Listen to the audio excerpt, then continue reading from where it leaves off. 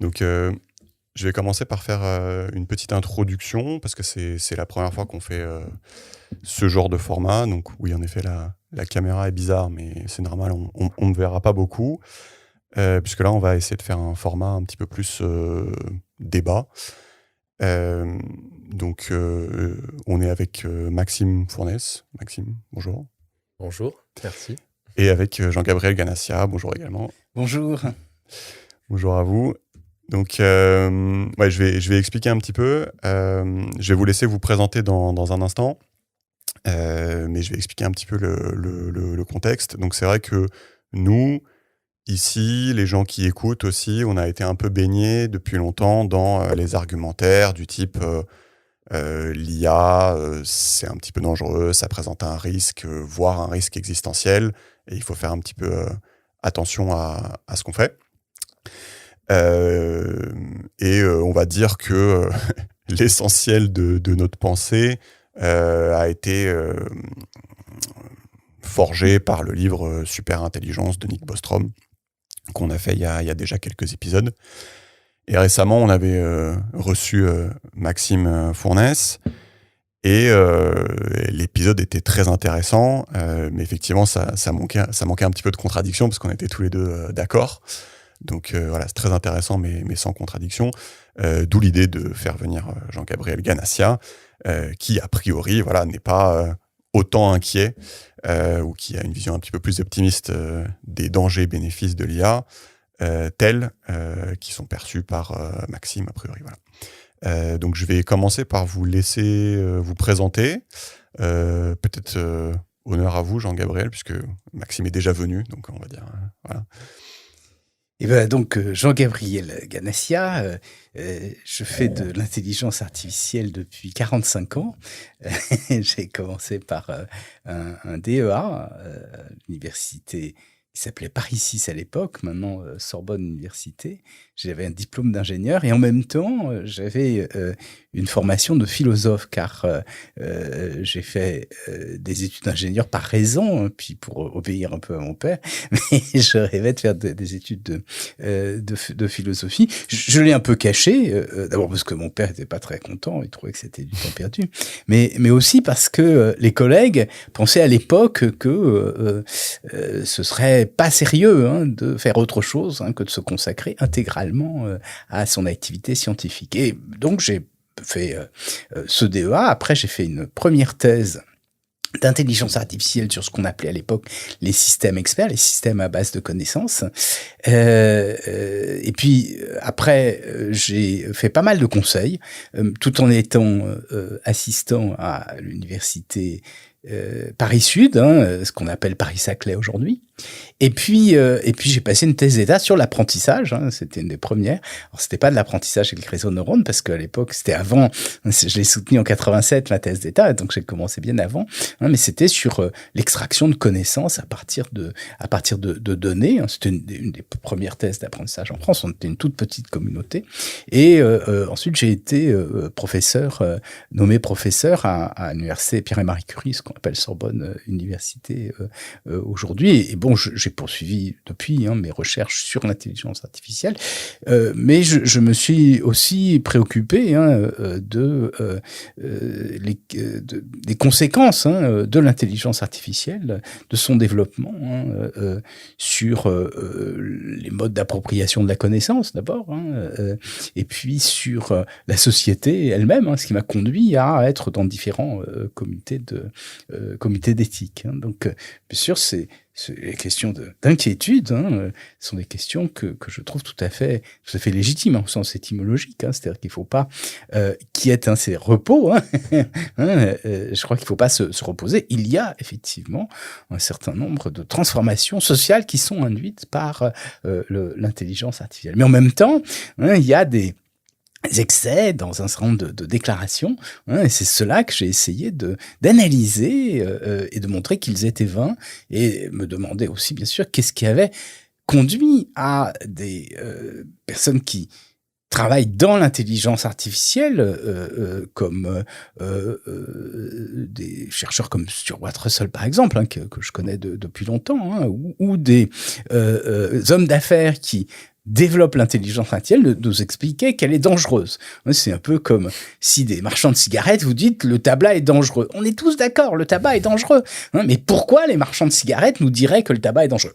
Rassurez-vous, les marchands de cigarettes ne vous disent pas que le tabac est dangereux.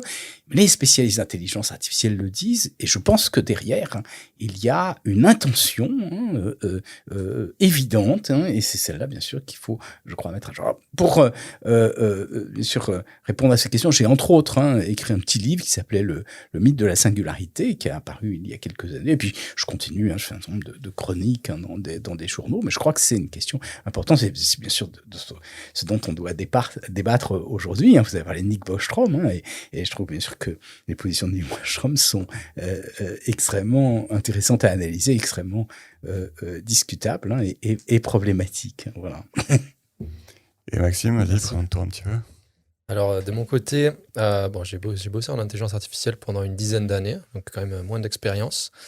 Mon parcours, j'avais fait une école d'ingénieur en France et je me suis spécialisé en mathématiques. Donc, j'ai fait ensuite un master de mathématiques à Cambridge, spécialisé en probabilité, statistiques, enfin, tous les fondamentaux derrière les modèles actuels d'intelligence artificielle. Et j'étais passionné par l'intelligence artificielle depuis que j'avais quelque chose comme 14-15 ans. Je vais faire une confession, je n'ai pas lu moi-même le livre de Nick Bostrom, Super Intelligence, juste parce que quand il est sorti, ça me paraissait déjà extrêmement évident. Enfin, ça faisait un moment que je réfléchissais à ça depuis que j'avais 15 ans, je pense. C'était il y a 10 ans. Je me disais, ouais, mais en fait, s'il y a des machines qui arrivent à penser comme des humains, elles pourraient construire d'autres machines. Bon, bref. J'ai fini mes études autour de 2011 et la révolution du deep learning était en train de commencer à se produire. Je savais pas trop quoi faire parce que c'était encore... j'étais un peu dans un mode bizarre. Je savais pas trop quoi faire de ma vie. Je venais de faire des maths. Je considérais pas que l'intelligence artificielle à ce moment-là, c'était une carrière qui existait vraiment. Du coup, je suis parti en finance, mais j'ai découvert le machine learning à travers la finance. Et j'ai vraiment commencé à m'intéresser aux réseaux de neurones profonds, avec les résultats que DeepMind ait publié quelques résultats où ils avaient un modèle qui pouvait jouer à plein de jeux vidéo différents. J'ai commencé à créer un système pour jouer au Go avec des réseaux de neurones convolutionnels. À peu près à ce moment-là, DeepMind a annoncé qu'ils avaient créé un modèle qui pouvait battre le meilleur joueur humain de Go. Donc ça m'a un peu démotivé sur mon projet. Mais je me suis vraiment spécialisé en deep learning à ce moment-là. Donc j'ai rejoint une petite start-up à Londres où je crée des nouvelles architectures de modèles de deep learning pour des tâches spécialisées. Et ensuite, j'ai rejoint une autre boîte américaine où là encore, je me suis spécialisé dans les modèles de langage, donc créer des systèmes, des combinaisons entre des modèles de langage et des modèles de vision pour en gros comprendre des documents papier un peu comme un humain, pouvoir poser des questions à des documents avec une structure en 2 dimensions, etc. Et je dirais qu'entre 2020 et 2022, le progrès a commencé à vraiment s'accélérer dans le milieu de l'intelligence artificielle. On s'est rendu compte qu'il y avait un modèle qui marchait très bien, qui était sorti en 2017, Transformers, qu'on utilisait tout le temps, pour un peu de tout. Alors en 2020, il y a eu un papier de recherche, les lois d'échelle, qui montrent que, c'est une corrélation, qui montre qu'il y a une grosse corrélation entre l'augmentation de la taille des modèles et les performances des modèles en utilisant un peu toujours la même architecture. Donc il y a eu quelques moments qui étaient vraiment assez incroyables de mémoire quand on a eu le modèle DALL-E qui est sorti, où on pouvait lui demander de générer une image de chaise avocat et ce modèle était capable de le faire à partir de texte. Il y a eu le moment où quelqu'un s'est rendu compte sur Twitter que GPT-2, donc l'ancêtre entre guillemets de ChatGPT, était capable de fournir le code pour un site web avec des boutons qu'on pouvait cliquer, etc., juste en lui demandant. Donc j'ai commencé un peu à m'inquiéter, pas vraiment à m'inquiéter, mais plutôt à me dire, ok, quand est-ce qu'on va arriver au Graal de la discipline, qui est en gros d'essayer de créer un modèle qui est aussi compétent que les humains en toutes les tâches imaginables. Et avant ça, je pensais que c'était dans 50 ans, peut-être dans 100 ans. Et d'un seul coup, j'ai commencé à me dire, peut-être que c'est plus dans 5 à 10 ans. Du coup, il faut vraiment réfléchir à ce qu'on est en train de faire. Parce que si on fait ça bêtement, ça pourrait très mal se passer. Donc, j'ai pris une année sabbatique pour bosser sur mes propres projets, réfléchir à tout ça. Et quand il y a GPT-4 qui est sorti en 2023, c'est un peu le moment où beaucoup de chercheurs dans ce domaine ont ouvert les yeux sur la possibilité que ces modèles continuent à s'améliorer très rapidement jusqu'à atteindre une compétence similaire à celle de l'humain. Donc, entre autres, il y a eu Yoshua Bengio et Geoffrey Hinton qui ont décidé de sonner l'alarme à peu près à ce moment-là, que c'est donc deux des co-récipients du prix Turing avec Yann Lequin. Et j'ai rejoint Pose AI du coup l'année dernière. Donc, j'ai réfléchi à... j'ai commencé par faire un projet où j'ai analysé les arguments des gens qui disent qu'il n'y a pas de danger en IA et des gens qui disent qu'il y a des dangers en IA. J'ai créé des taxonomies des arguments, etc. Et j'ai pas trouvé d'arguments très convaincants dans le camp de gens qui disent qu'il n'y a pas de danger. Par contre, dans le camp des gens qui disent qu'il y a des dangers, j'ai trouvé des années de recherche. Et là encore, je pense que je suis complètement d'accord avec Jean-Gabriel sur le point des dangers qui viennent plus de l'éthique de l'IA. Et les modèles actuels, leur impact sur la société.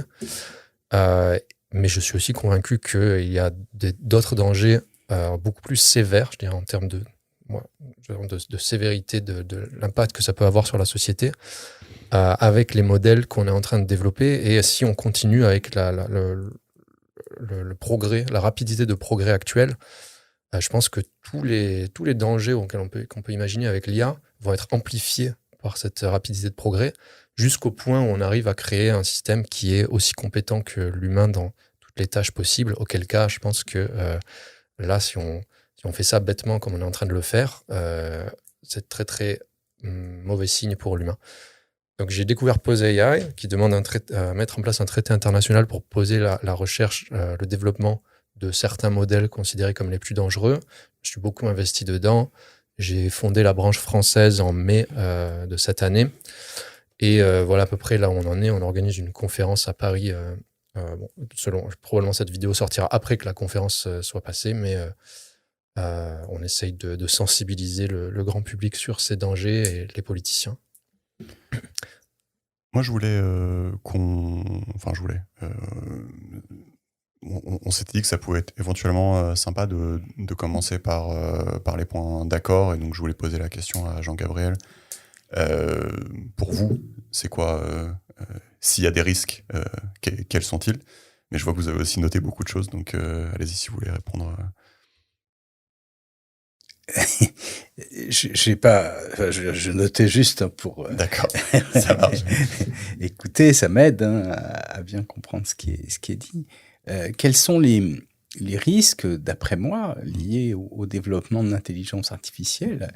Ils tiennent au fait que il y a un certain nombre de tâches qui sont exécutées automatiquement par les machines, et les grandes entreprises qui possèdent ces machines acquièrent de facto un pouvoir important dans le monde tel qu'il est aujourd'hui.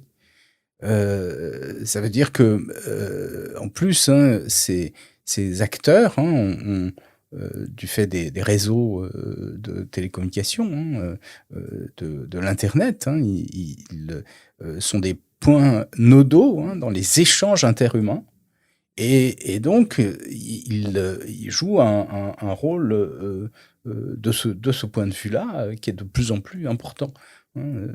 Si on est dans une ville aujourd'hui, on peut difficilement se diriger sans les plans qui existent. Si on cherche des informations sur une personne, en général, on fait appel à un moteur de recherche.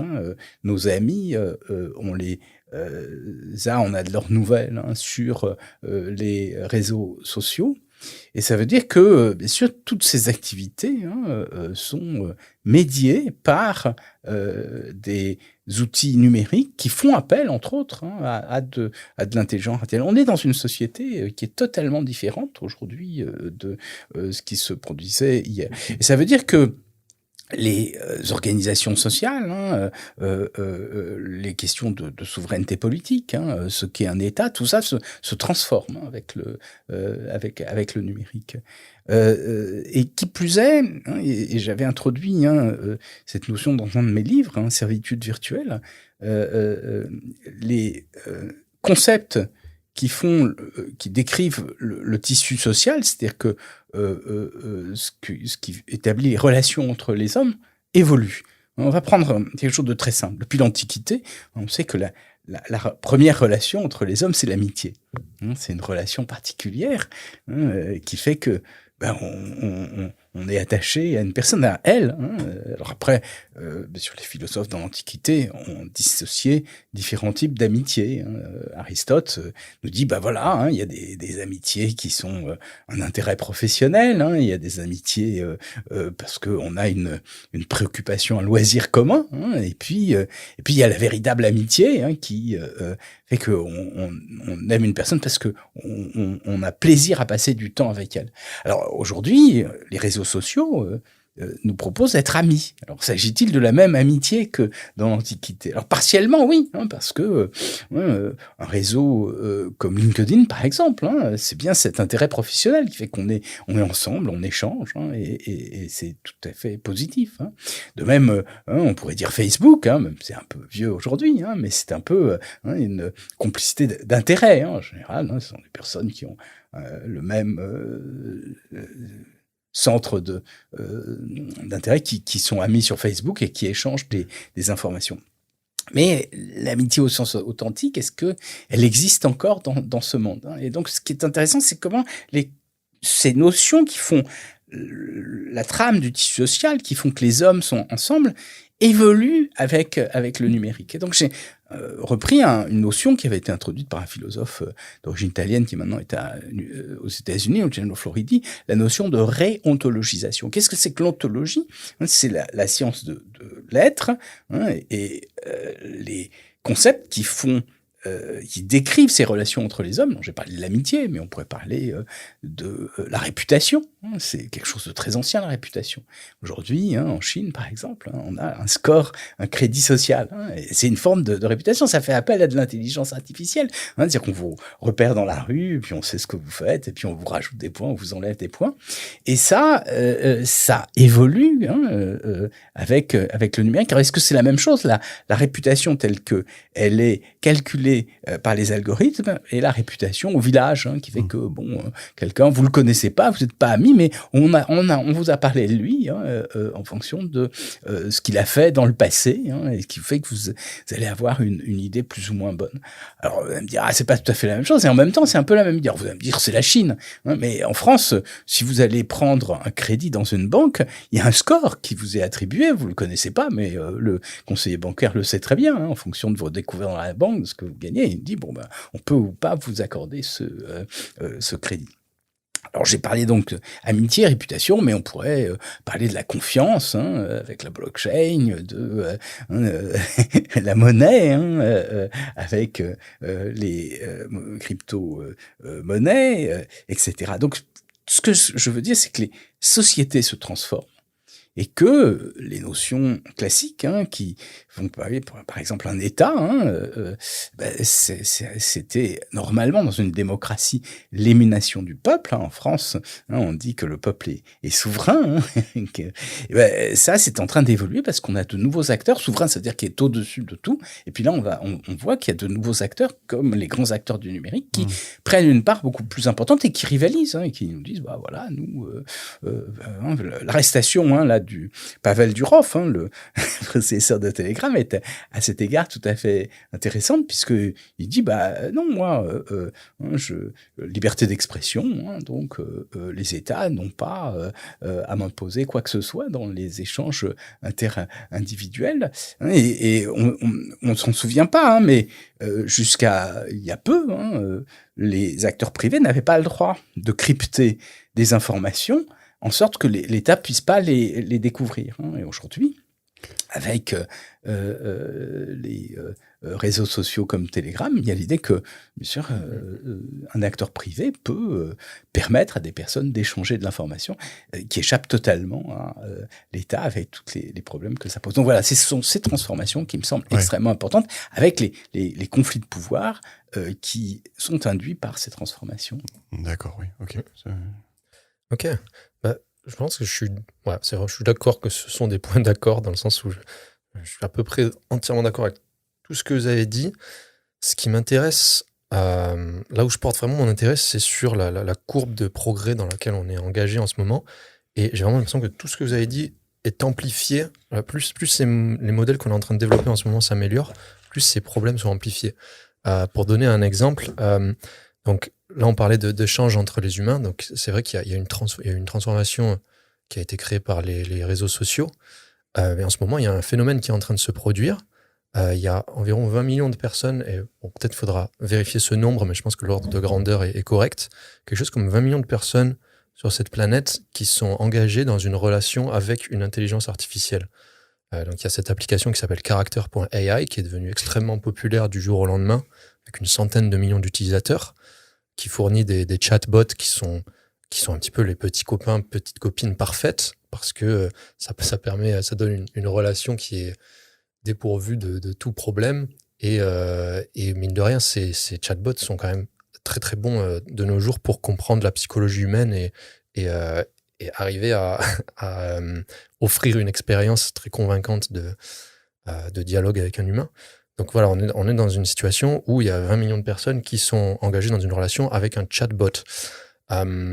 Donc ça va commencer à causer des problèmes bientôt, surtout qu'on est en train de transitionner vers des modèles qui ne vont plus être que du texte, mais qui vont être des vidéos, plus une voix convaincante qui retranscrit des émotions, etc. Donc si déjà les gens deviennent addicts à ces petites amies virtuelles quand ils interagissent juste en format texte, qu'est-ce que ça va être quand ça va être vraiment un format vidéo convaincant, comme si on avait vraiment une relation à longue distance avec un humain parfait. Donc je pense que ça va encore amplifier ces problèmes potentiels de destruction du réseau entre humains. Pour ce qui est de l'acquisition de pouvoir des compagnies qui développent ces modèles, je suis tout à fait d'accord. Et encore une fois, j'ai l'impression que ça va être amplifié. Plus ces modèles sont capables d'exécuter de tâches qu'un humain pouvait faire, plus ils ont de pouvoir. Et aussi, tout simplement, qu'est-ce que ces modèles sont capables de faire ? Ça risque de donner un pouvoir non plus juste parce que ces boîtes, disons OpenAI, sont capables de vendre un produit à des millions d'utilisateurs, mais parce qu'elles peuvent commencer à utiliser ce produit. Donc là, par exemple, si on regarde l'augmentation des capacités de ces modèles dans le domaine de la cybersécurité, là, GPT-4 est capable de hacker de façon autonome quelque chose comme... je vais dire ça mieux. On a fait des expériences où on a mis GPT-4 avec une petite architecture autour pour le rendre autonome dans une compétition de piratage informatique, et il bat déjà 80% des pirates informatiques. Donc, au fur et à mesure que ces modèles s'améliorent, ils vont développer des capacités qui peuvent donner beaucoup de pouvoir de façon intrinsèque à la personne qui les utilise.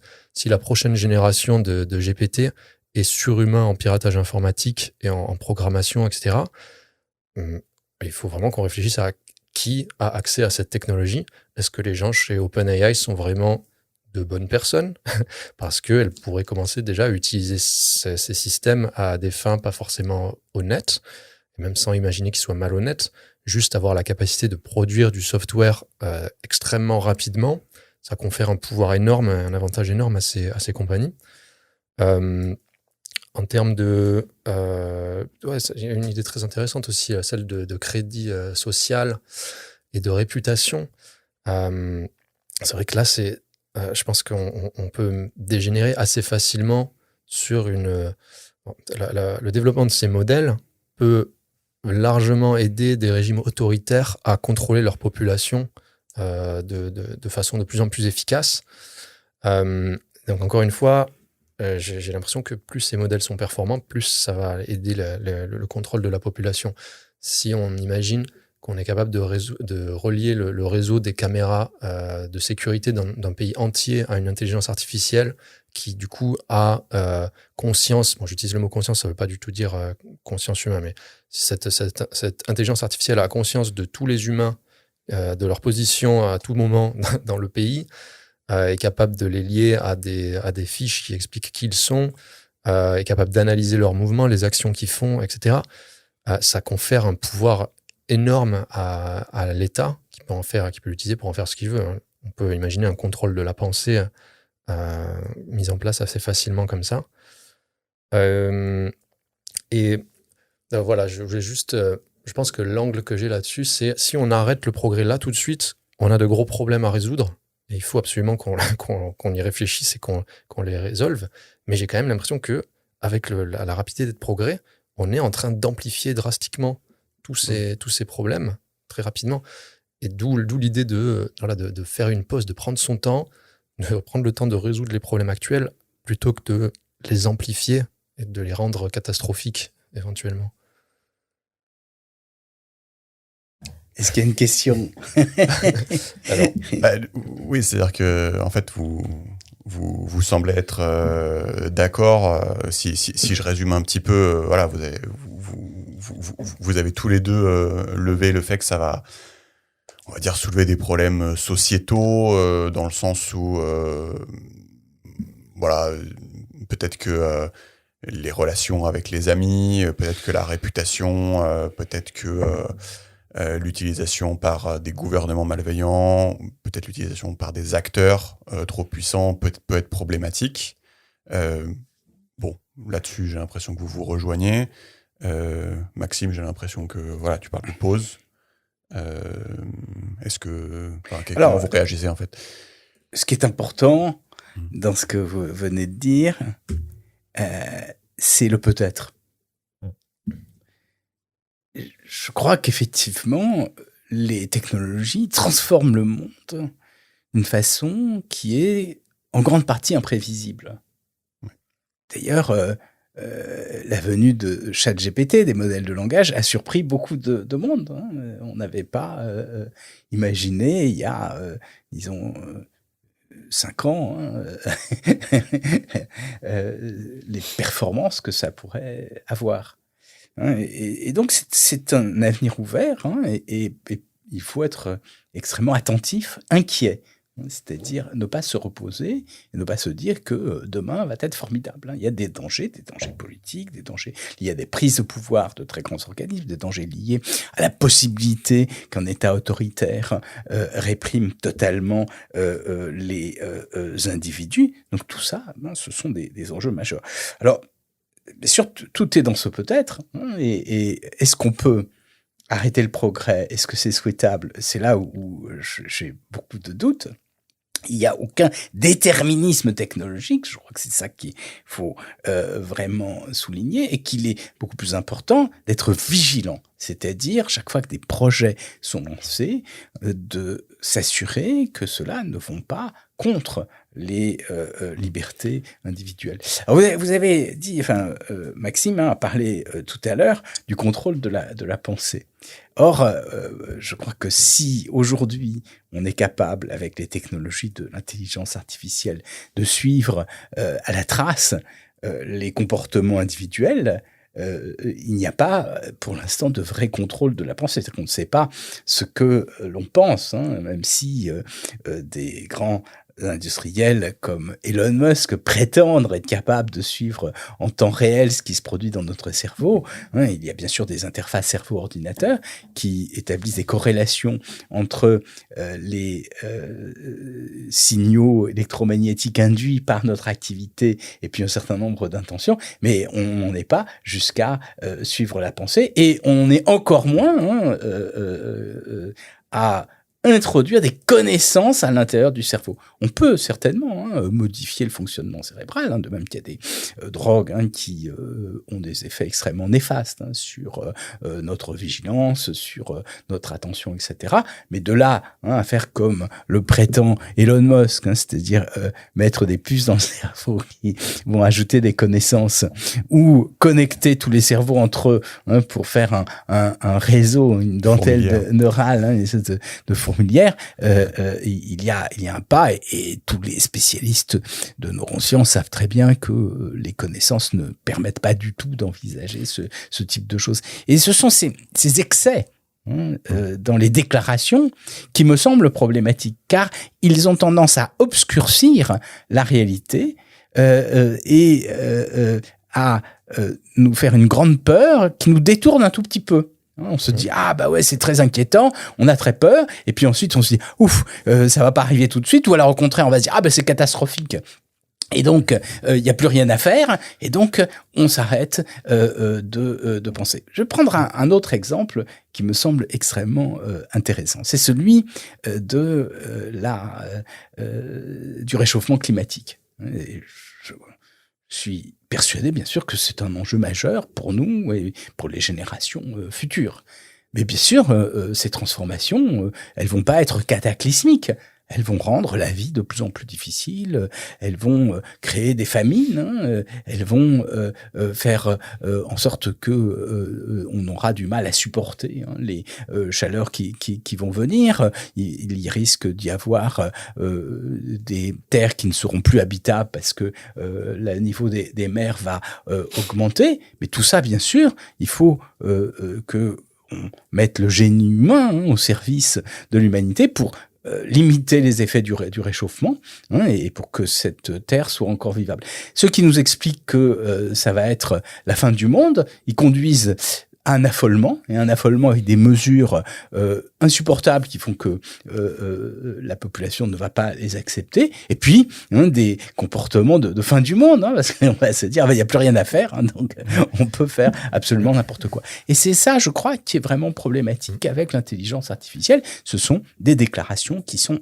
excessives sur ce sujet. Justement, en fait, ce que je voudrais faire, c'est, en fait, je pense que je comprends votre point.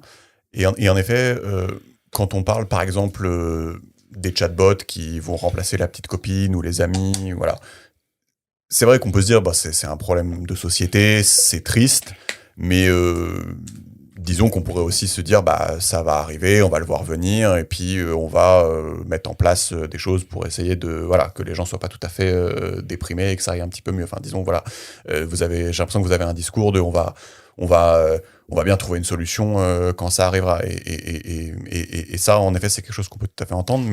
Mais peut-être, non, quand même, sur les chatbots, il faut regarder de façon très précise ce qui est en train de se produire. Donc, il y a effectivement pas mal de personnes qui s'amusent avec Character.ai. Bon, il y a un certain nombre de déséquilibrés qui accroissent leur déséquilibre et qui peuvent être conduits à des suicides. Il y en a quand même relativement peu.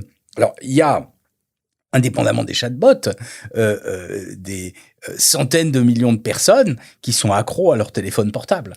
Ça pose bien sûr des problèmes parce qu'ils passent énormément de temps, ça n'éveille pas leur intelligence, ils sont soumis à toutes les fake news possibles du monde entier. Mais justement, il faut bien comprendre la nature de ces risques. En quoi ces chatbots sont effectivement en mesure de se substituer totalement aux relations interhumaines. Alors nous, on a travaillé dans le cadre du comité d'éthique du CNRS, un rapport qui est apparu il y a quelques mois sur justement cette réflexion. Qu'est-ce que ça fait? Et on a repris une vieille théorie qui a été introduite après la Seconde Guerre mondiale, c'est la théorie de l'attachement, qui dit que contrairement aux théories freudiennes, qui pensent que c'est une appétence sexuelle qui, dès le début, va être au cœur des relations entre l'enfant et sa mère, avec la question du sein, etc., puis ensuite la reproduction. Là, ce sont des Anglais qui ont observé un certain nombre d'enfants qui, après la Seconde Guerre mondiale, avaient perdu leurs parents. Et la théorie de l'attachement, c'est que ce qui importe, c'est de trouver une figure qui est protectrice.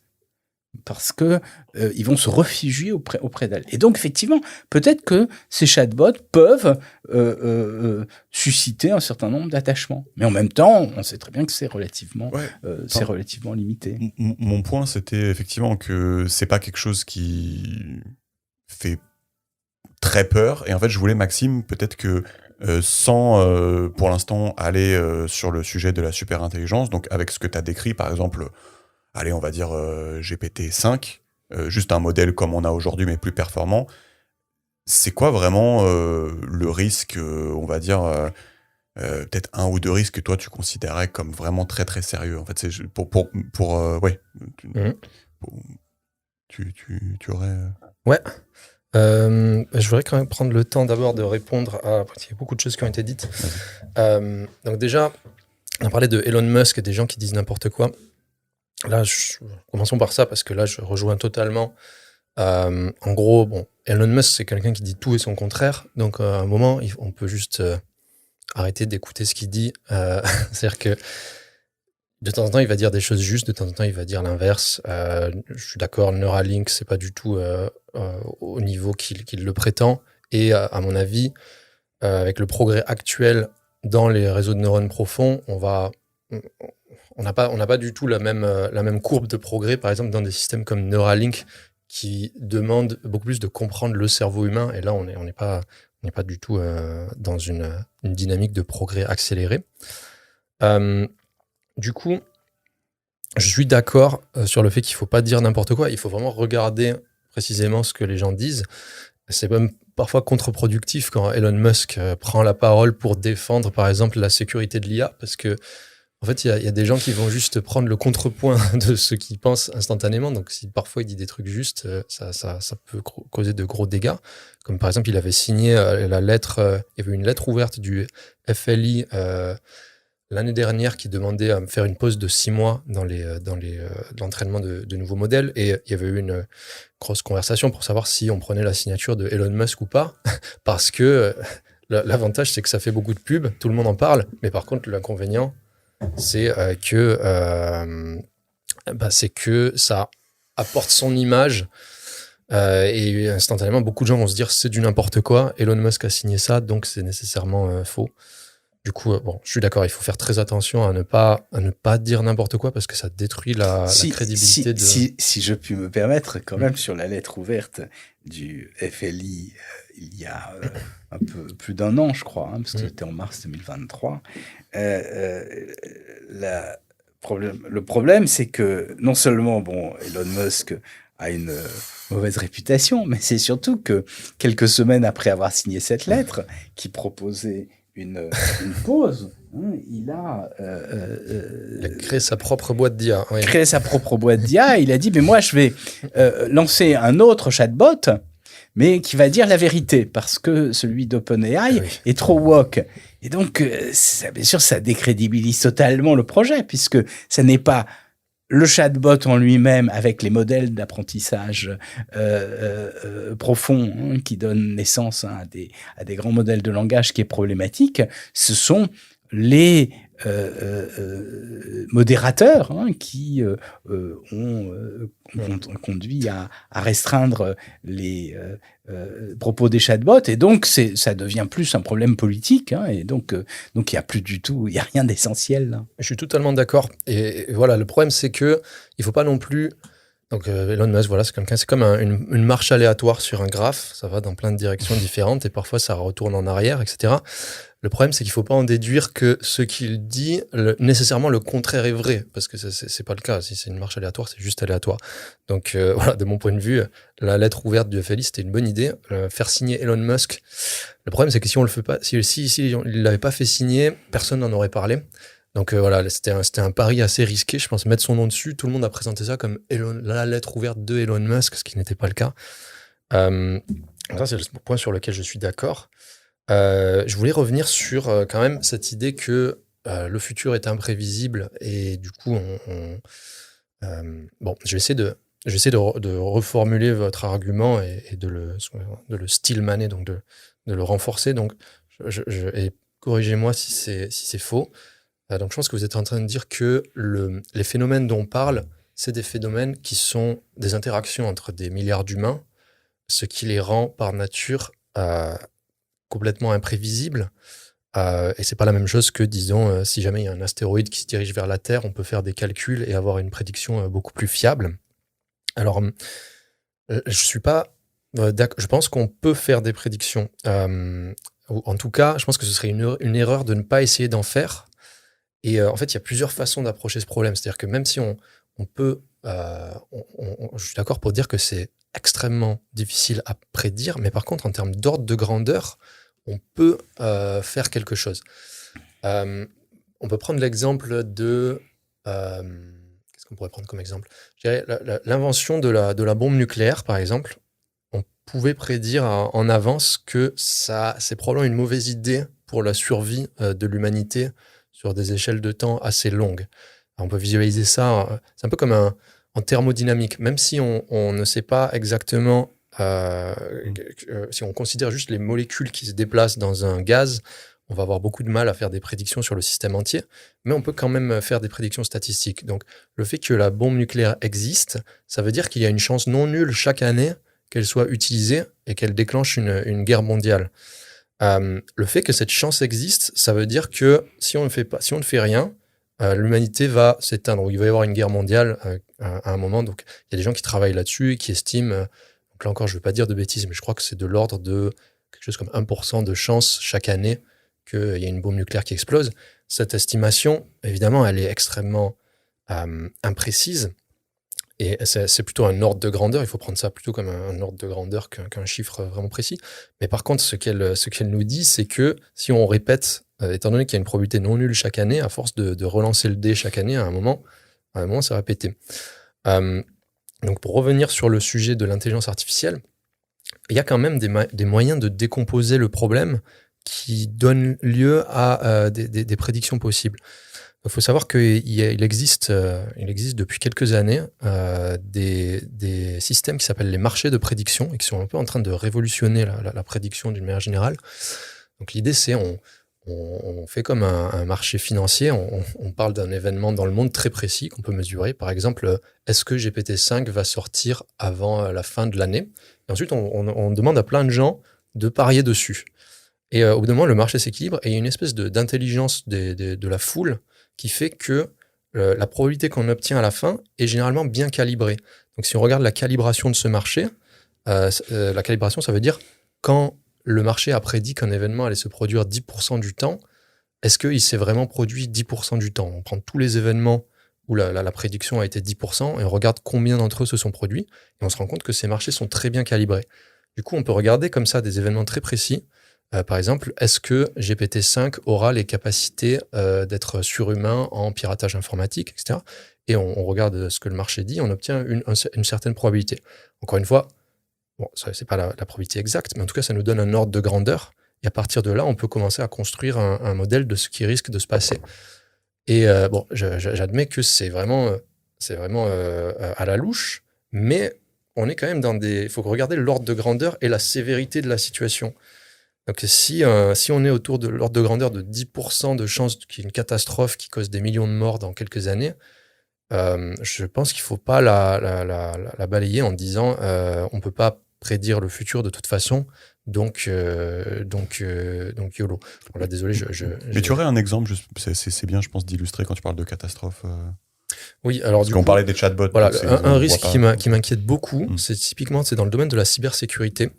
Donc voilà, je pense qu'il y a quand même une certaine chance que la prochaine génération de LLM soit surhumain en piratage informatique. Parce que c'est quand même leur domaine de prédilection, enfin c'est entraîné sur du texte, sur du code, etc. Donc c'est pas impossible. Si je devais l'estimer à la louche, je dirais que c'est quelque chose comme 20% de chance. Et si ça arrive, ça veut dire qu'on a créé une arme de destruction massive dans le domaine virtuel.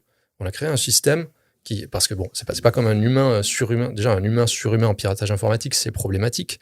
Mais une machine qui tourne 50 fois plus rapidement qu'un humain, qu'on peut copier-coller, c'est d'un seul coup un phénomène d'une ampleur conséquente. Si on met ça entre les mains de tout le monde, on peut s'attendre à ce que Internet ne fonctionne plus très bien du jour au lendemain. Donc voilà, typiquement le genre de risque qui me je vais pas dire qui m'empêche de dormir la nuit, parce que je dors plutôt bien, mais qui m'embête. Après, il y a le domaine des pandémies aussi. Un autre risque assez concret, c'est qu'en biologie, on sait maintenant comment synthétiser de l'ADN à partir d'une séquence génétique. On sait comment synthétiser un virus à partir de son ADN. Ce qui nous manque, c'est un système, une intelligence artificielle, ou juste la capacité d'arriver à trouver une séquence génétique qui, lorsqu'on la synthétise en un virus, crée un virus qui a des propriétés particulièrement néfastes, qui pourrait se transmettre très facilement et par exemple qui soit mortel, mais après un long délai. Et c'est typiquement le genre de domaine dans lequel l'intelligence artificielle peut s'améliorer rapidement et exceller les capacités humaines. Donc là encore, très difficile à estimer, mais il y a plusieurs manières de le faire. On peut regarder les compétences on peut séparer ça en différentes tâches, regarder dans chaque tâche comment est en train d'évoluer, comment les systèmes évoluent, extrapoler un petit peu les courbes et ensuite nous dire, OK, là, on dirait que si on extrapole juste les courbes, ça pourrait arriver dans 3-4 ans. Alors, il faut quand même qu'on réfléchisse à des moyens de... comment réagir si jamais ça se passe. Qu'est-ce qu'on peut faire en avance pour empêcher une catastrophe? Alors, est-ce qu'on lance les dés chaque année, Jean-Gabriel? Alors, il y a beaucoup de choses dans ce qui a été dit et qui sont intéressantes. Et quand même, moi, je suis étonné parce que vous avez fait des études de maths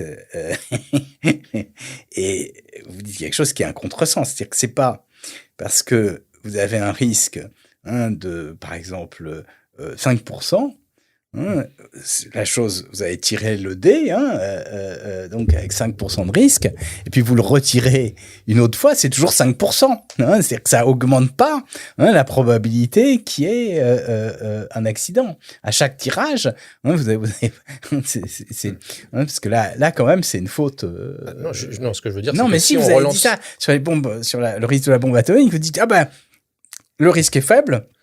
Mais avec les années, il y a bien un jour où ça va arriver. Ah oui. Non, ça je change maintiens. rien. Là, pour le coup, c'est pas une erreur. C'est-à-dire que si on lance un dé 1 million de fois, à un moment, on va obtenir la probabilité. À chaque instant, oui, à chaque instant, c'est la même probabilité. C'est la même probabilité. Oui. Et donc, on ne peut pas, à partir de ça, dire que l'accident va... Sur une échelle de temps longue, si. Oui, avec mais certitude. Bon, c'est sur une échelle de temps très longue, mais à chaque instant, vous avez la même... On peut faire le calcul. Par exemple, avec 1% de chance par an sur 100 ans, ça augmente très rapidement. Alors, attendez, on peut faire... C'est 1 moins...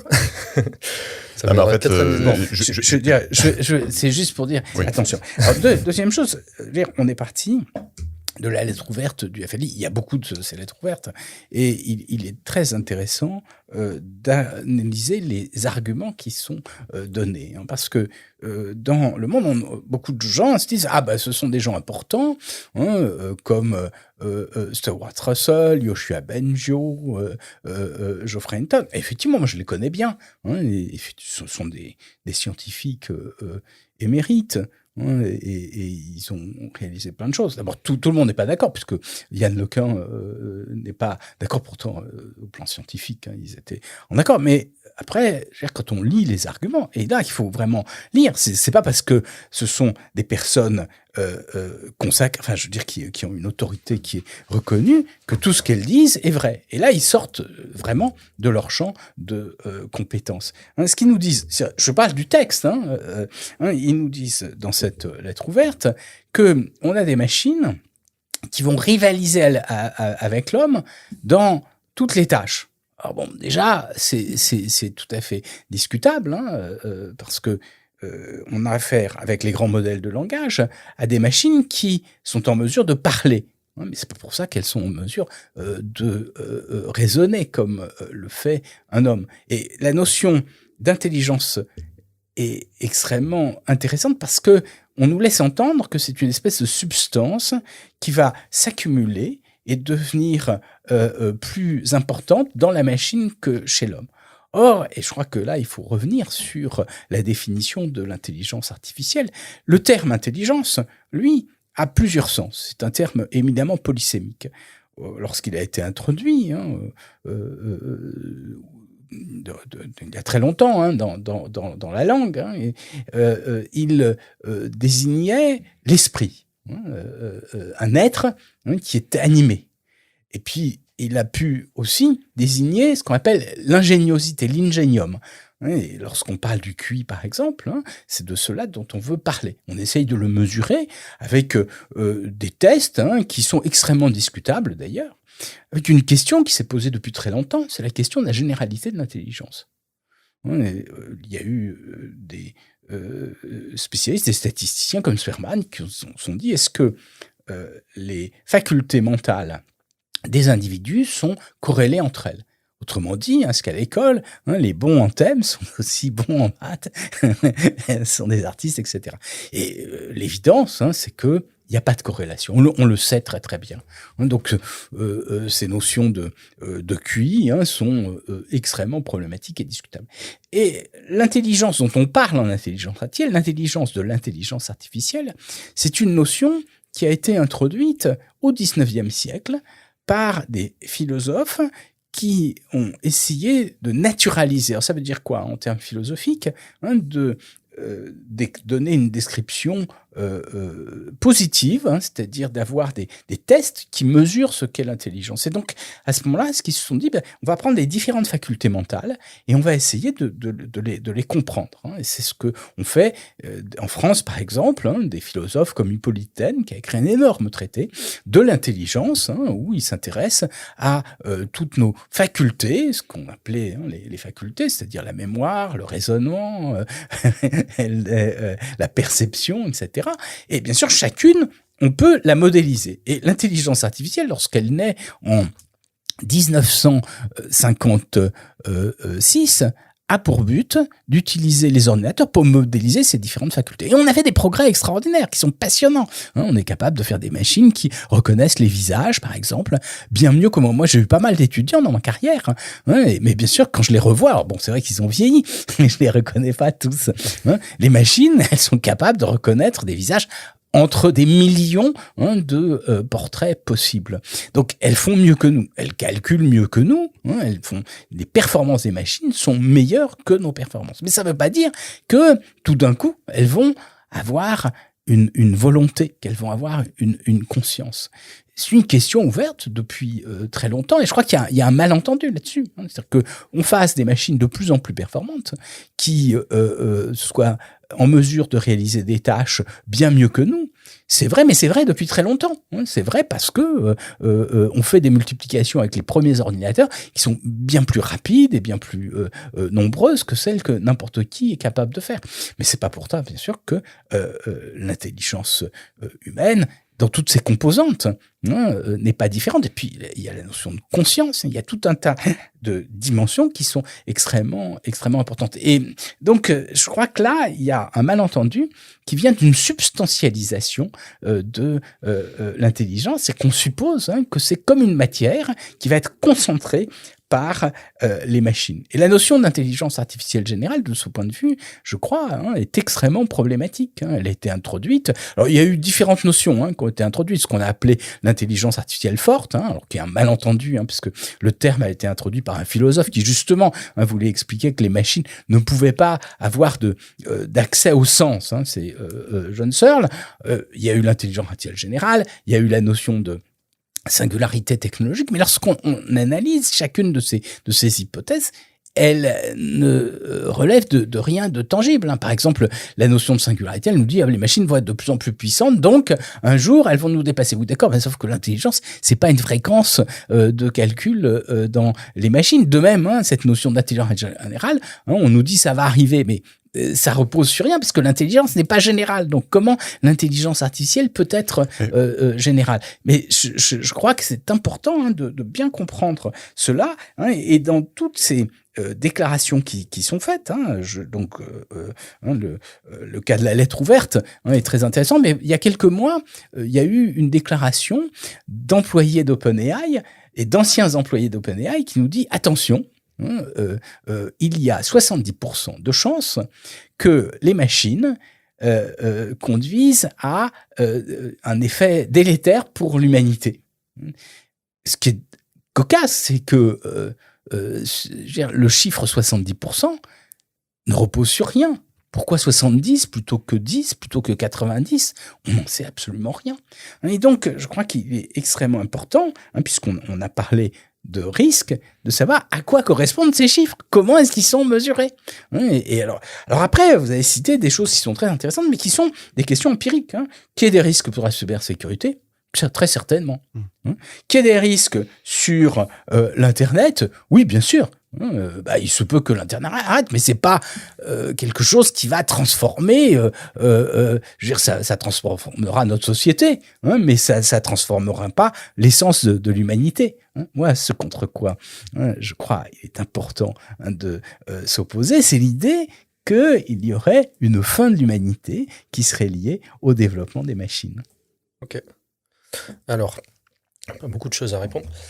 Donc, pour la lettre du FLI, quelque chose qui est important de rappeler, c'est quand même qu'il y a une discipline de recherche qui s'appelle la sécurité de l'IA et qui, justement, est... au début, vous avez dit ce sont des gens qui sont en dehors de leur domaine de compétences. Alors moi, je contrerai en disant que, pour le coup, Yoshua Bengio, Geoffrey Hinton, peut-être, parce qu'à la base, c'était des chercheurs en IA, même si maintenant, depuis, ils se sont spécialisés en sécurité de l'IA, donc je dirais qu'ils ont dû augmenter leurs compétences dans ce domaine. Mais par contre, la discipline de la sécurité de l'IA, c'est typiquement une discipline qui regarde les dangers de l'IA. Donc, c'est clairement leur domaine de compétences de tirer la sonnette d'alarme quand il y a des risques. Ensuite, quand on regarde les arguments, en effet, des machines qui rivalisent dans toutes les tâches, justement, j'ai envie de dire, en sécurité de l'IA, et dans pas mal de branches de l'IA, et en particulier les gens qui essaient de créer des intelligences artificielles générales, ils font bien attention au mot intelligence qui, je suis d'accord, a énormément... Enfin, c'est un mot et qu'on essaye de coller à une espèce de concept, mais qui est extrêmement multidimensionnel. Et du coup, l'idée, c'est on va essayer plutôt de parler de compétences et de définir une machine, une intelligence artificielle générale comme une machine qui est capable, quelle que soit la tâche qu'on imagine, d'être plus compétente qu'un humain à cette tâche. Et en fait, si on utilise ce concept-là, ça nous permet à peu près de capturer cet espace extrêmement multidimensionnel qu'on pourrait qualifier comme l'intelligence. Et justement, là où vous disiez que l'intelligence n'est pas forcément... C'est plein de facultés qui ne sont pas forcément très corrélées chez les humains. Je suis d'accord, toutes ces facultés, je les visualise un petit peu comme toutes ces tâches possibles ou tous ces axes possibles dans un espace extrêmement multidimensionnel. Mais justement, on est passé d'un paradigme où, il y a encore quelques années, on avait des machines qui spécialisaient dans une tâche spécifique, auquel cas j'aurais beaucoup plus de mal à appeler ça de l'intelligence. C'était plutôt une machine qui reconnaît des visages, une machine qui joue aux échecs, qui joue au Go.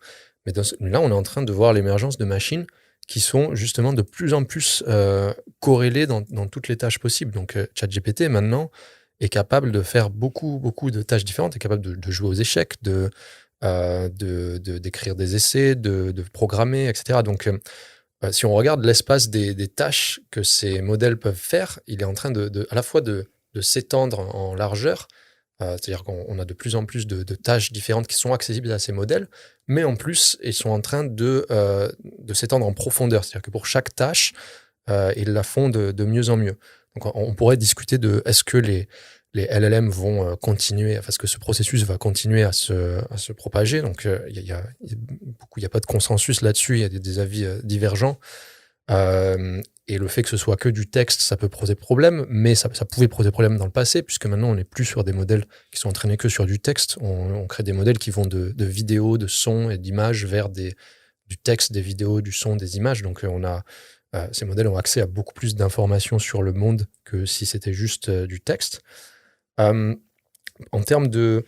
Donc vraiment, voilà, je préfère pas tout parler de conscience. Vous avez mentionné le mot volonté et conscience. Ça aussi, c'est intéressant. C'est-à-dire que, de mon point de vue, on peut vraiment esquiver ça dans le sens où il n'y a pas besoin d'avoir une machine qui soit consciente pour qu'elle soit dangereuse et pour qu'elle cause un risque énorme pour l'humanité. Je veux dire, si on prend l'exercice de pensée des zombies philosophiques, s'il y avait une machine qui se comportait exactement comme un humain d'un point de vue externe, mais d'un point de vue interne, c'était vraiment une machine, ça pourrait déjà être problématique parce qu'elle aurait par définition les capacités d'un humain. Du coup, bon, après, la question, c'est est-ce que c'est possible ou pas? Mais en termes de volonté, là, je pense qu'il y a une confusion parce qu'on est déjà en train de créer des agents autonomes qui, même s'ils n'ont pas, donc ils choisissent pas leur but à la base, on crée en ce moment des agents autonomes qui utilisent ChatGPT comme moteur et qui tournent en continu. On leur donne un but au début et ensuite cet agent va créer un plan d'action, faire plein d'actions dans le monde, etc. pour atteindre ce but. Donc certes, le but est donné par un humain à la base, mais si on laisse tourner ce système pendant longtemps, on n'a pas de garantie, enfin on ne sait pas exactement ce qui va se passer, on n'a pas de garantie qu'il continue à aller vers ce but juste parce que c'est un système extrêmement chaotique et que il va probablement voilà, on a un problème de contrôle qui s'ajoute à ça, etc. Si jamais on donne accès, par exemple, à un agent autonome au fichier texte dans lequel ces buts ont été écrits, il n'y a pas de garantie qu'à un moment, il décide pas de... Il décide. Il ne, peut-être par hasard, il ne réécrive pas ses buts pour que ce soit autre chose. Donc, je use vraiment ça plutôt comme un système chaotique qu'on ne contrôle pas bien et qui peut commencer à partir faire n'importe quoi, plutôt que évidemment, quelque chose qui a une volonté intrinsèque. Mais après, ça pose quand même un problème philosophique intéressant, qui peut-être est un crux de nos différences de pensée, qui est quid de l'humain. Est-ce qu'au final, on n'a pas aussi des buts inscrits quelque part très profondément, pas du tout accessibles à notre conscience? Est-ce que nous aussi, on n'est pas des machines? Et c'est un peu quand on regarde le fonctionnement du cerveau, évidemment, il n'y a pas de consensus scientifique parfait, mais on peut quand même penser que au final, quand je bouge mon doigt comme ça, il y a un signal qui a été envoyé par mon cerveau pour bouger le doigt.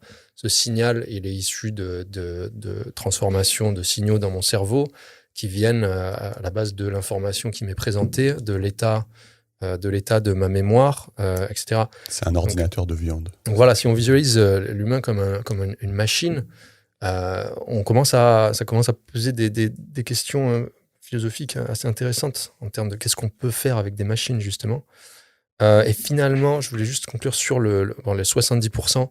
Donc, il y a vraiment quelque chose d'important quand on donne des probabilités comme ça. C'est avant tout un processus de communication. C'est-à-dire que moi, j'ai des croyances sur le monde et j'ai envie de les communiquer. Donc, je pense que si j'ouvre mes doigts, là, le stylo va tomber. Et j'en suis très, très, très certain. Donc, je pourrais dire j'en suis très, très, très certain, ou je pourrais essayer de mettre un chiffre dessus pour communiquer ma certitude. Auquel cas, je dirais quelque chose comme 99,99999% de chance. Après, si jamais je lance le stylo vers une poubelle qui est plus loin là-bas, là, je suis un petit peu moins certain qu'il va tomber dans la poubelle. Du coup, je pourrais dire c'est assez probable, mais pas sûr. Ou je pourrais essayer juste de quantifier, comme ça donne une notion plus claire de ce que j'ai en tête. Et ça demande de l'entraînement. C'est pas quelque chose moi, j'ai dû m'entraîner des années pour arriver à faire ça. Et on peut le faire. C'est-à-dire qu'il y a donc je parlais des marchés de prédiction. On peut, en général, faire des prédictions sur le monde, regarder combien de fois on a raison, combien de fois on a tort, et bien calibrer. C'est-à-dire que, je vais dire, il y a disons, je vais peut-être dire, OK, il y a 10% de chances qu'il y ait une guerre dans tel pays l'année prochaine. Je note ça quelque part. Ensuite, je regarde l'année d'après. Combien de fois j'ai eu raison sur toutes les prédictions sur lesquelles j'ai dit 10%, etc. Et ça permet petit à petit d'ajuster sa calibration. Par exemple, en faisant ça pendant plusieurs années, je me suis rendu compte que quand je donnais une prédiction qui était très élevée, très certaine, donc quand je disais quelque chose comme 95%, en général, j'avais pas raison 95% du temps, j'avais raison moins. Du coup, ce que je fais maintenant, c'est que quand j'ai envie de dire 95%, hop, je descends un petit peu à 80%. Et en fait, comme ça, on arrive quand même à...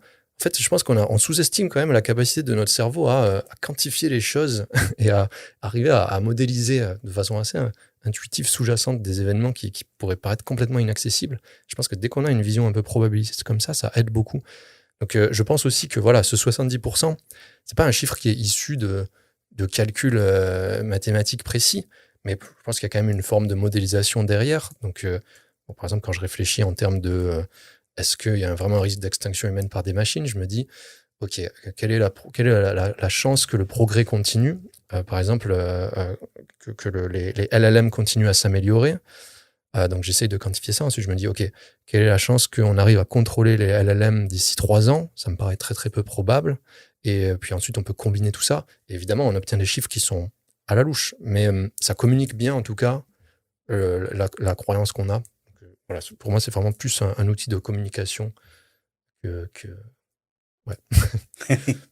Bon, et je voudrais répondre à différents points. Le premier, c'est cette discipline de recherche qui est née sur la sécurité de l'intelligence artificielle. Pour expliquer le contexte dans lequel on se trouve, hein, on a affaire à des outils d'apprentissage qui font ce qu'on appelle de l'induction, hein, c'est-à-dire qui partent d'exemples pour arriver à essayer de trouver des lois générales. Mais en fait, on ne trouve pas de loi générale. Hein. Ils établissent des corrélations entre ces exemples. Et on sait bien sûr que l'induction est jamais quelque chose de tout à fait certain. Vous entraînez un système et puis il y a toujours une possibilité assez faible, hein, mais que sur un nouveau cas particulier, vous ayez une réponse qui soit erronée. Alors, comme les systèmes d'intelligence artificielle prennent une part de plus en plus grande dans la vie de tous les jours, on s'est dit, est-ce qu'on peut s'assurer que la réponse est correcte? C'est de la robustesse des systèmes d'intelligence artificielle. En informatique classique, hein, on a la possibilité de faire une preuve, c'est-à-dire de s'assurer que on donne une spécification formelle, c'est-à-dire on dit voilà quelle est la relation entre les entrées et les sorties, et puis on s'assure que quelles que soient les entrées, les sorties correspondent bien à cette entrée. Alors ça donne bien sûr naissance à des calculs infinis, hein, c'est une discipline extrêmement délicate, mais on peut avoir cet horizon de preuve. En général, d'ailleurs, c'est trop compliqué, hein, ce qui fait qu'on simplifie les systèmes, ce qu'on appelle le modèle checking, c'est qu'on prend un modèle du programme pour s'assurer qu'il correspond bien à ce qu'on cherche à faire. Dans le cas des systèmes d'apprentissage, c'est impossible. Hein. Et donc, ça a conduit à réfléchir à ce qu'on peut faire pour s'assurer. Et on peut quand même avoir une très bonne probabilité, hein, puisqu'on parle de probabilité, parce que ce qu'on va faire, c'est qu'on va faire énormément de tests, et puis ces tests, hein, on va s'assurer que si on fait subir des petites perturbations aux exemples, hein, le résultat est le même. Il faut s'assurer que les exemples couvrent bien l'ensemble des possibles, hein, on n'est pas laissé tout un champ à part.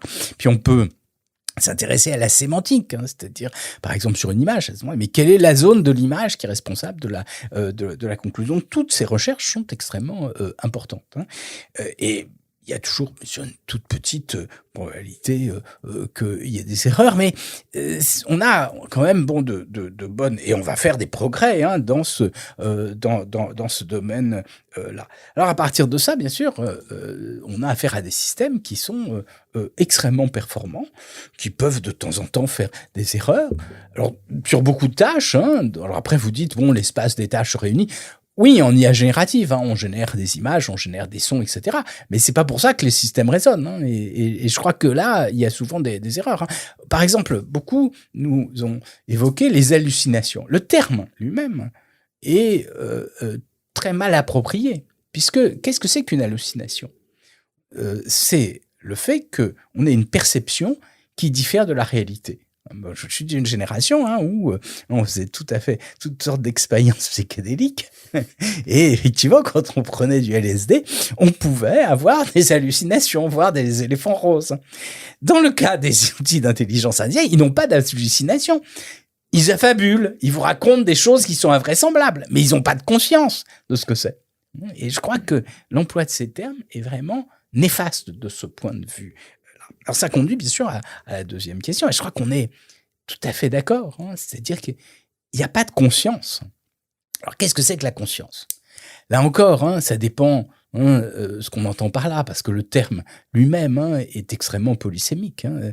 La conscience, hein, ça peut être simplement qu'on voit une machine qui marche et puis on lui attribue des intentions. Alors, en ce sens-là, oui, les machines ont une conscience. Hein. Un petit robot aspirateur, vous le voyez, puis il est comme un petit animal. Et puis vous dites, ah ben tiens, il veut aller là, ou il préfère tel endroit, etc. On sait bien que c'est pas vrai, mais ça permet de mieux maîtriser les choses. Donc là, les machines ont une conscience en ce sens-là. Une deuxième façon de voir, c'est la conscience au sens moral. Ça veut dire que nous, lorsque on exécute une action, si on est moral, on se demande mais quelles en sont les conséquences? Et à partir de ça, on va peut-être réfréner un certain nombre d'impulsions parce qu'on sent que l'action aurait un effet qui serait délétère. Alors, est-ce qu'on peut fabriquer une machine qui, en ce sens-là, examine son propre comportement et disent non, je vais pas faire telle chose. Oui, bien sûr. Et d'ailleurs, il y a des techniques d'apprentissage, il y a très longtemps, qui faisaient ça, l'apprentissage par l'action. La machine regardait ce qu'elle avait fait, puis ensuite, après, elle se dit, ah oui, mais là, j'ai fait telle chose, c'était pas très efficace, ou j'ai exploré telle direction de recherche qui est pas très efficace. Donc, en ce sens-là, oui. La conscience dont on parle ici, c'est autre chose. C'est pour ça que c'est lié à la volonté. C'est le fait que vous avez des émotions, vous avez du plaisir, vous avez de la peine, et donc, en fonction de vos émotions, vous allez aller dans telle ou telle direction. Alors ça, pour l'instant, on a énormément de mal à imaginer qu'une machine puisse elle-même éprouver quelque chose. Elle est impénétrable, mais cette idée qu'elle éprouve nous est totalement étrangère. Ça n'est pas impossible, mais si tel est le cas, ça risque d'être totalement étranger à ce qui nous concerne. Pourquoi ? Parce que les émotions que l'on éprouve, elles sont liées à notre survie. En général, on aime plutôt l'eau, c'est pour ça qu'on boit, parce que c'est vraiment très bon pour nous. Alors, il y a ceux qui préfèrent le vin, mais peu importe. Mais dans le cas d'une machine, elle devrait détester l'eau. Au contraire, elle doit bien aimer l'électricité. Nous, c'est pas tout à fait notre... Donc ça veut dire que si jamais elles avaient une conscience, elles nous seraient, je veux dire, on saurait pas quoi faire. Donc, il faudrait les traiter comme être étrangers. Donc cette question de la conscience, je crois qu'on peut l'évacuer. Je suis d'accord. Alors après, la question de la volonté, normalement, la volonté, elle est liée à la conscience. C'est-à-dire que la machine, elle a des objectifs qui lui sont propres. Et lorsqu'on parle d'autonomos, au sens étymologique, c'est qui se donne ses propres lois, c'est donc qui est capable de décider en fonction de ses propres buts. Et donc, de ce point de vue-là, je crois qu'il n'y a pas de volonté possible. En revanche, comme vous l'avez dit, et là je suis tout à fait d'accord, il se peut qu'il y ait des machines qui, parce qu'elles décomposent les buts d'une certaine façon, arrivent à engager des actions qui sont imprévisibles, du moins auxquelles on n'avait pas pensé, parce que le nombre de pas d'exécution est tel qu'on ne va pas le simuler. Et donc, de ce point de vue-là, bien sûr, il faut être extrêmement attentif. Donc, je crois qu'on est assez d'accord. Moi, ce qui m'embête, ce sont ceux qui nous expliquent que les machines vont avoir de toute façon une conscience et que l'humanité va être conduite à sa fin. Alors après, sur les questions que vous posez, bien sûr, c'est questions philosophiques. Est-ce qu'on n'est pas des machines ? Peut-être, mais ça change pas fondamentalement le problème qui se pose aujourd'hui. Est-ce que les machines vont avoir des buts qui vont s'opposer aux nôtres ? Et bien sûr, si elles s'opposent aux nôtres, à ce moment-là, je crois qu'il faut tout de suite les arrêter. Et de ce point de vue-là, il y aurait aucune discussion possible. Mais aujourd'hui, nous sommes extrêmement loin de cela. Chaque fois qu'on a de nouvelles générations de machines, bien sûr, certes, la machine, on n'est pas capable d'anticiper dans le détail tout ce qu'elle va faire. D'ailleurs, c'est ce qui, moi, quand j'ai commencé à faire de l'intelligence artificielle, c'est un peu ce à quoi je rêvais, c'est d'avoir des machines qui ont une capacité à nous surprendre, qu'elle soit proprement créative. Et c'est ça qui est fascinant avec ce qui arrive aujourd'hui. Mais en même temps, on peut pas tout arrêter, simplement parce qu'on suspecte quelque chose qui nous est très étranger. Il faut non pas tout arrêter, mais je crois qu'il faut être chaque fois, je le redis, je l'ai dit au début, vigilant, au sens où il faut être l'œil aux aguets pour s'assurer que sur chaque champ d'application, on a cité tout à l'heure la possibilité de cyberattaques qui utilisent des ordinateurs, ça existe depuis pas mal de temps, et bien sûr, il faut avoir des parades contre cela, mais on peut utiliser les ordinateurs aussi pour lutter contre les cyberattaques. On en est loin, selon vous, de la machine qui va être capable de modifier question de novice, de modifier son propre code mieux que nous. C'est ce qui se produit aujourd'hui. Les machines qui apprennent, elles modifient leur propre code. Hein, mais ça, c'était l'objectif initial. Hein, on n'est pas, de ce point de vue-là, il n'y a aucune espèce de doute. Ouais. Alors, il y a beaucoup de choses. En fait, la notion de conscience, j'adore les discussions philosophiques et du coup, j'ai quand même envie de retourner là-dessus parce que c'est quand même, j'ai l'impression, un petit crux dans le sens où c'est vraiment pas, la définition que vous utilisez n'est pas du tout la même que j'utiliserai. C'est-à-dire que je pense qu'il faut vraiment faire bien attention de dissocier le problème difficile de la conscience du reste. Le problème difficile de la conscience, c'est pourquoi est-ce que il y a une espèce de perception. C'est-à-dire que si on fait beaucoup de méditation, je fais beaucoup de méditation, au moins 1h30 par jour, on se rend compte à un moment que les pensées, elles apparaissent, les volontés, les désirs, ils apparaissent, mais ça, c'est pas moi. Il y a cette espèce d'illusion qui est tout le temps là, que je suis mes pensées, je suis mes volontés, etc. Au final, les pensées, c'est comme la voix c'est comme votre voix, par exemple. Ça apparaît comme ça. Le vrai mystère, c'est pourquoi est-ce qu'il y a une perception qui est là et qui est là pour voir ses pensées, pour le percevoir. Et ça, c'est probablement quelque chose, on ne sait pas, mais ça risque de ne jamais être accessible à la science. Pourquoi ça fait quelque chose d'être toi? C'est ça. Par contre, l'existence des pensées elles-mêmes, ça s'explique plutôt bien, je pense, avec le fonctionnement du cerveau. On peut imaginer ça comme des mots qui sont générés, enfin des concepts, des activations de neurones, etc., qui donnent lieu à des mots. La vraie question, c'est pourquoi est-ce qu'on a cette perception? Pourquoi est-ce qu'on n'est pas juste des zombies philosophiques qui se déplacent, qui se comportent normalement, sauf qu'il n'y aurait rien pour les percevoir? Donc, de ce point de vue-là, je pense que c'est assez important parce que cette différence de vision de la conscience, ça donne lieu à des conclusions assez différentes. Dans le sens où, de mon point de vue, il n'y a pas besoin de conscience pour avoir une volonté. C'est que la volonté de l'humain, je la visualise vraiment comme le fonctionnement de mon cerveau qui a été forgé par l'évolution et probablement en train d'essayer d'esquiver la souffrance tout le temps, se projette dans le futur pour voir les chemins qui veulent esquiver ma propre souffrance. Bon, évidemment, c'est plus complexe que ça parce que parfois, des humains vont créer leur propre souffrance pour allévier celle d'un autre, etc.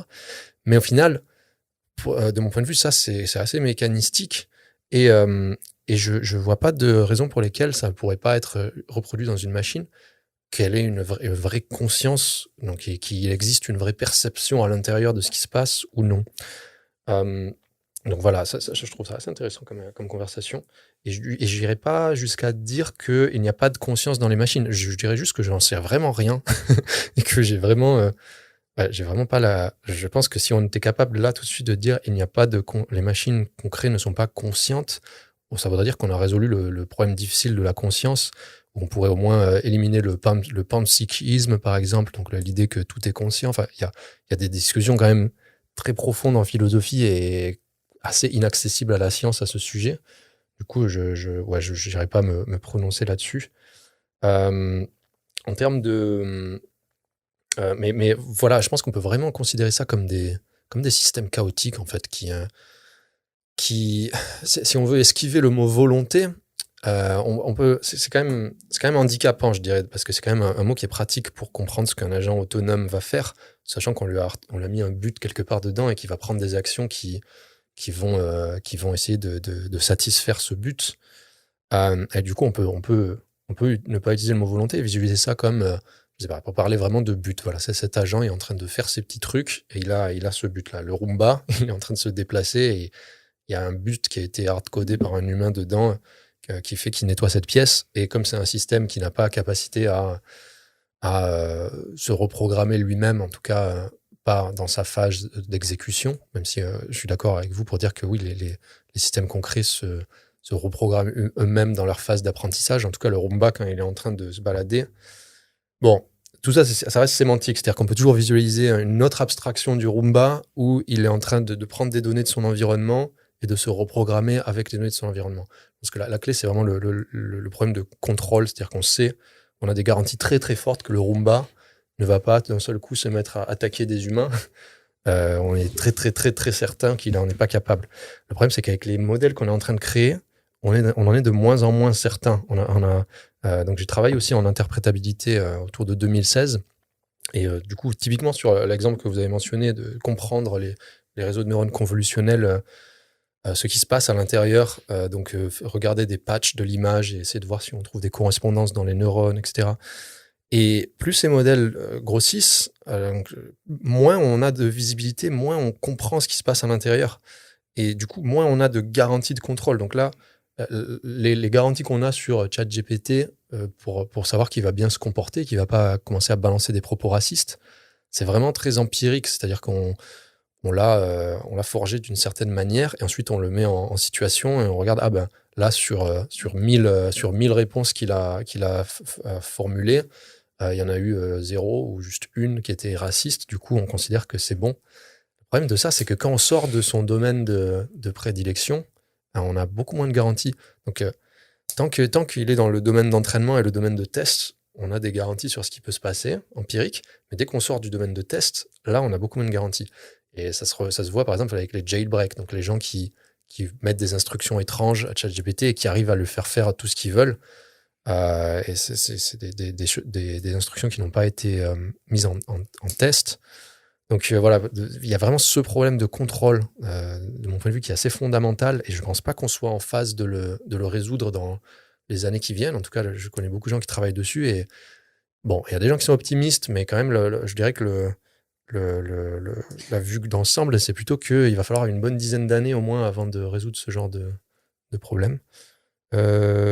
Je pense que j'ai répondu à peu près. L'exemple cartoon là-dessus, vous pouvez réagir aussi. L'exemple cartoon que tout le monde a en tête, c'est l'exemple de Nick Bostrom, où voilà, on demande à la machine de faire des attaches trombones. Alors celui-là, il est très intéressant parce que il vient pas de Nick Bostrom. Et de ce point de vue-là, c'est vraiment, je veux dire, un plagiaire. C'est très ancien. Ça a commence. été popularisé. Non, mais ça commence. Non, c'est très intéressant. Ça commence avec le golem. C'est cette idée que la machine, tout d'un coup, va avoir va faire des choses qui vont nous échapper. C'est surtout repris, c'est ça qui est plus intéressant, par Goethe. C'est ce qu'on appelle l'apprenti sorcier. C'est-à-dire que vous avez un jeune homme qui travaille chez le sorcier et le sorcier va à la ville. Et l'épouse du sorcier demande à l'apprenti de remplir un grand paquet d'eau. Il faut qu'il aille au puits, il faut qu'il prenne des seaux. Il y va, mais c'est un peu fatigant. Et il se souvient que le sorcier avait des balais magiques et qu'il avait une formule pour les mettre en œuvre. Il utilise la formule, les balais vont avec les seaux, enfin un balai, il va avec les seaux, il va au puits, il revient, etc. Bon, il est content, il se dit c'est formidable, j'ai pris la formule du sorcier, je continue. Puis ensuite le baquet, est plein. Et là, il veut arrêter les balais, mais il ne sait pas comment faire pour les arrêter, parce qu'il n'a pas la formule pour les arrêter. Alors, il est désespéré, il prend le balai, il le casse en deux. Et ça donne 2 balais qui, chacun, prennent des seaux. Ça multiplie par 2. Et là, c'est dramatique, jusqu'à ce que le sorcier arrive. Mais on trouve exactement la même chose avec l'histoire de... Donc, effectivement, est-ce que c'est un problème ? Oui, bien sûr. C'est pour ça qu'il faut être attentif. Mais ça ne veut pas dire là que la machine ait une conscience. C'est pour ça que d'ailleurs que je trouve que c'est très intéressant comme exemple. Alors ça a été repris ensuite, peut-être vous vous en souvenez, par Walt Disney dans le film Fantasia. Moi je connaissais que comme ça. Aussi. On retrouve tout ça. Alors à partir de ça, bien sûr, les questions qui se posent, c'est les LLM racistes. Bon, les LLM parlent. Est-ce que les robots bavards peuvent être un danger pour l'humanité entière ? Moi, je pense que la parole a effectivement une force énorme. Mais moi, je suis d'avis que en réalité, les robots bavardent. Les chatbots, ça vient de bavarder. Ils ne parlent pas vraiment. Et donc, effectivement, dans le bavardage, ils peuvent tenir des propos racistes. Ça ne veut pas dire qu'ils sont vraiment racistes. Et donc, bien sûr que c'est pas acceptable. Mais bon, il faut, je crois, donner à ça le sens que ça a, qui est le fait que on peut pas les maîtriser. Pourquoi ? Parce que ce qu'on a fait, c'est que on s'est fondé sur des conversations qui existaient. Et alors, il se peut qu'il y en ait qui puisse être interprété comme raciste, hein, mais ça ne veut pas dire qu'on va avoir des mesures de discrimination qui vont être induites par ça, ou alors ça veut dire qu'on se soumet complètement à la décision du robot, ce qui est un peu absurde. Alors après, donc effectivement, hein, la question c'est, effectivement, est-ce que les systèmes sont autonomes? Maxime l'a très bien dit, hein, il dit on a mis un but dedans. Donc effectivement, hein, un but, ça veut dire qu'ils sont pas autonomes, puisqu'on l'a mis de l'extérieur. Hein. L'idée d'autonomie au sens philosophique, c'est que nous sommes nous-mêmes à l'origine de l'action. Nous sommes des agents au sens fort. Mais il y a toujours un malentendu entre l'agent au sens technique, qui est un système qui agit, et puis l'agent au sens philosophique, qui est une entité qui est à l'origine de l'action. Et là, on n'a pas affaire à des systèmes qui sont à l'origine de l'action. Et je crois que c'est souvent ce qui se produit en intelligence artificielle, c'est que on a utilisé des termes de façon métaphorique, et c'est tout à fait justifié, mais bien sûr, il faut bien comprendre la limite de ce dont on parle.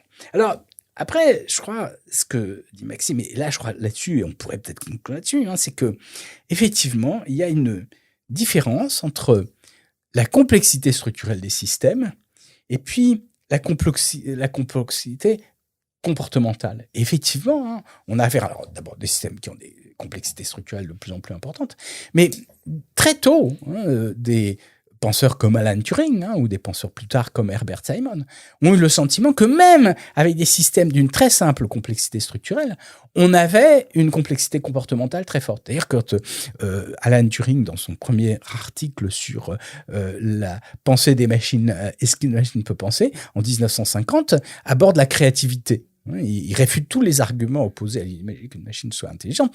L'un de ces arguments, c'est que les machines ne peuvent pas être créatives. Et il dit, mais même moi, avec un système très très simple, je suis capable de faire un algorithme qui me surprend.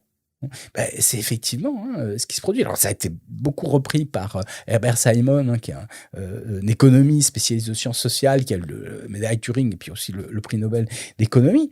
Et donc effectivement, de ce point de vue-là, c'est exactement ce qu'on a ici. Alors non seulement il y a une complexité structurelle comportementale qui est très forte, hein, qui est liée à l'environnement dans lequel les systèmes sont plongés, mais en plus de ça, on a affaire à des systèmes qui ont une grande complexité structurelle, ce qui fait que bien sûr leur complexité comportementale, c'est encore plus fort. Mais ça ne veut pas dire, bien sûr, qu'on doit se soumettre totalement à ces systèmes. Ok. C'est intéressant l'exemple du golem, de l'apprenti sorcier et de l'expérience de pensée de Nick Bostrom, parce que, de mon point de vue, on y tend vraiment. C'est-à-dire que je pense qu'on devrait la prendre plus au sérieux. Elle a été un peu écartée en mode c'est du n'importe quoi, mais on observe déjà que c'est en train de commencer à se produire. Par exemple, il y a eu un modèle qui est sorti il y a 3 semaines qui s'appelle les AI Scientists, où c'est une équipe qui a essayé de créer un agent autonome pour écrire des papiers de recherche de façon autonome. Donc l'idée, c'est au début, le système qui est basé sur des LLM formule des hypothèses, ensuite en sélectionne une, ensuite met en place une expérience, donc on reste dans le domaine de l'informatique parce qu'il a accès qu'à un ordinateur, conduit son expérience, ensuite regarde les résultats, écrit un papier de recherche, etc. Bon, ça marche, ça donne des papiers de recherche assez médiocres pour le moment, mais ce qui est intéressant, c'est ce qui s'est passé quand ils ont fait tourner ce système. Ils avaient mis une limite de temps qui était donnée au système pour faire tourner son expérience, donc ils ne pouvaient pas faire tourner pendant plus de 10 minutes. Je ne sais pas si c'est vraiment 10 minutes, il faudrait vérifier, mais prenons cet exemple, pour ne pas utiliser trop de ressources, pour éviter que le programme utilise trop de ressources. Et en fait, ce que le programme a fait, c'est qu'il a accédé, non pas le code source de l'IA elle-même, mais le code source de l'agent autonome, pour éliminer cette limite de temps. Donc, le système s'est rendu compte, en fait, mon expérience, quand je la fais tourner, elle est arrêtée au bout de 10 minutes. C'est un problème. Comment je vais résoudre ce problème? Je vais regarder le code, je vais éliminer la limite de temps et hop, c'est cool, je peux faire tourner mes expériences pendant plus longtemps. Et ça illustre bien le fait c'est très difficile de mettre des contraintes sur un système comme ça, de spécifier exactement ce qu'il a le droit de faire et ce qu'il n'a pas le droit de faire. Et pour le moment, c'est rigolo parce que c'est pas des modèles qui sont très puissants et qui peuvent pas faire grand chose. Mais par contre, plus ces modèles deviennent puissants, plus on leur donne accès à des systèmes dans le monde réel, plus s'ils se mettent à contrôler des armes autonomes, des drones, des trucs comme ça. Là, ça va être beaucoup moins rigolo quand, d'un seul coup, ils vont sortir de leurs contraintes, des contraintes qui étaient uniquement dans notre tête parce qu'on ne savait pas comment les spécifier au système. et se mettre à faire des choses catastrophiques. Et du coup, l'exemple du maximisateur de trombone, c'est vraiment cet exemple-là. C'est-à-dire qu'on donne à un système une tâche précise, mais sans lui donner les contraintes. Ah oui, peut-être arrête-toi avant d'avoir créé trop de trombones. Et évidemment, pour cet exemple précis, on pourrait réfléchir à comment spécifier des contraintes et on se dit, c'est pas trop compliqué, mais en général, c'est très, très difficile. Et je suis d'accord qu'on n'a pas besoin de parler de conscience ou de volonté pour ça. On peut vraiment voir ça comme un système chaotique avant tout. Sur le fait que ce soit pas vraiment raciste, je suis d'accord. Par contre, ça pose des questions plus fondamentales, je pense, sur à quel point on peut dire qu'un humain est raciste et comment est-ce que les humains sont vraiment autonomes aussi. Ça, c'est intéressant. Genre, vous dites l'autonomie, c'est quand il n'y a pas un but qui a été spécifié de l'extérieur. Mais moi, je sens quand même que tout ce qui m'anime, ça a quand même été pas mal forgé par l'évolution. Genre ma volonté de survie. On pourrait relancer un tout autre débat là-dessus. Et j'aime beaucoup votre définition de la créativité comme la surprise. C'est-à-dire que c'est vrai que c'est intéressant. Je pense que je vais m'en souvenir de celle-ci. Définir que quelque chose est créatif, si ça me surprend, en tout cas d'un point de vue purement externe, je pense que c'est une très bonne définition pour...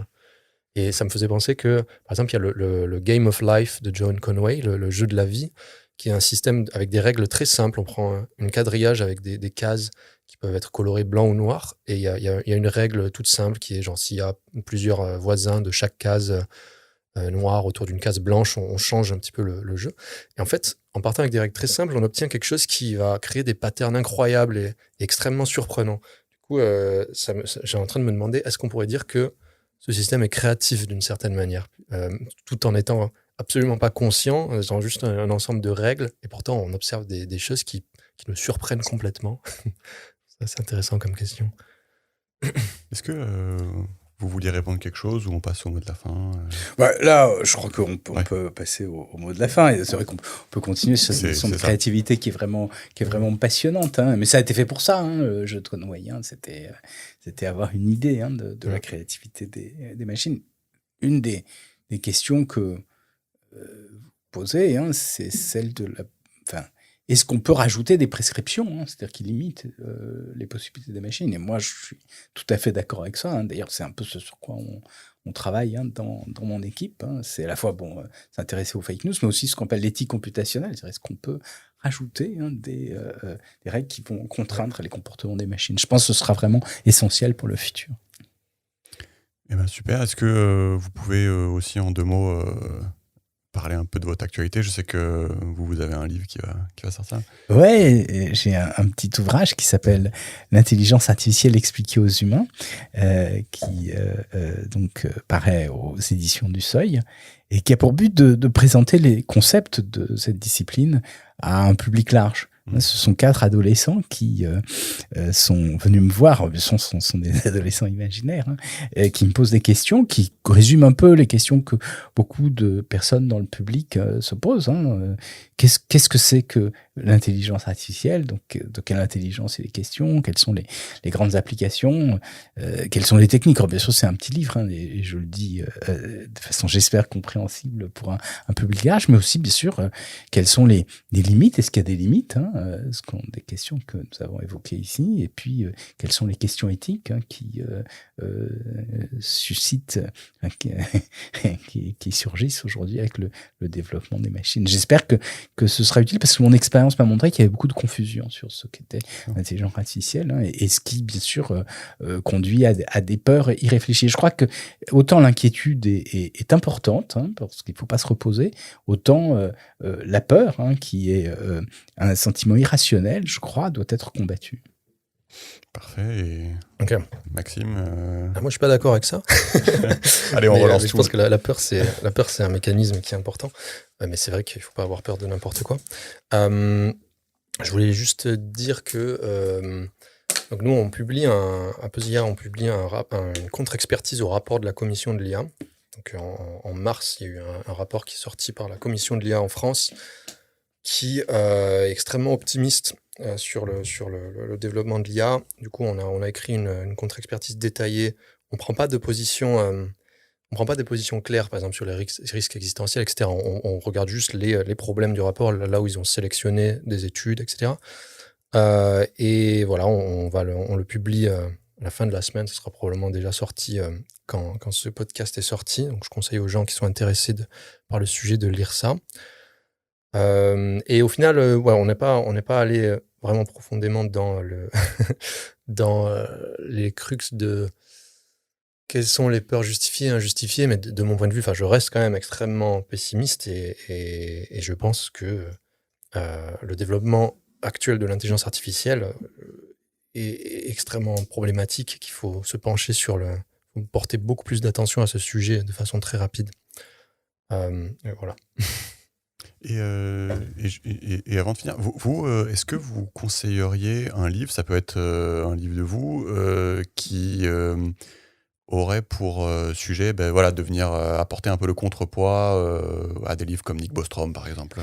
Oui, c'est le mythe de la singularité que j'ai publié il y a quelques années, qui est maintenant en poche, et qui essaie de répondre à ces arguments, et en particulier non seulement de montrer qu'ils ne sont pas fondés, je crois que c'est ça qui est l'essentiel, lorsque Rem Kurzweil nous explique que on va pouvoir téléporter notre conscience sur une machine, c'est absurde.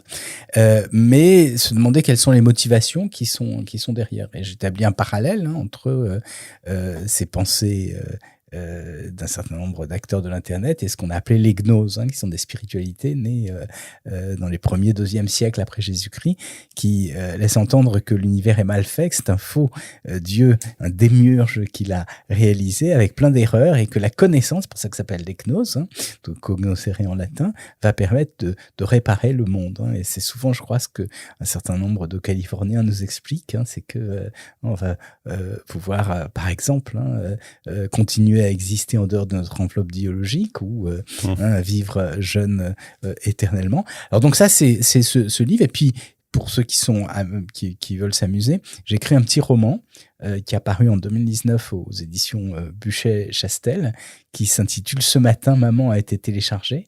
Et alors je l'ai écrit sous un nom de plume, Gabriel Naège, qui raconte l'histoire tragique d'un jeune homme dont la mère a décidé de sauter le pas et de sortir sa conscience de son enveloppe charnelle pour se réincarner dans un robot. Et alors, donc, ce que je voulais montrer, c'est en quoi, bien sûr, si jamais ça se réalisait, cette idée de singularité, ça pouvait poser des problèmes. Ça pose d'abord des problèmes initiaux, parce que elle vit à un moment donné complètement seule, avant qu'on puisse la rabouter à des capteurs. Donc c'est une souffrance terrifiante. Qu'est-ce que ça pourrait vouloir dire de sortir de notre enveloppe charnelle ? Et puis ensuite, bien sûr, elle est très ennuyeuse pour son fils, parce qu'elle se mêle de toutes ces histoires sentimentales. Mais ça, c'est une autre chose. Super, merci. Merci à vous. Merci.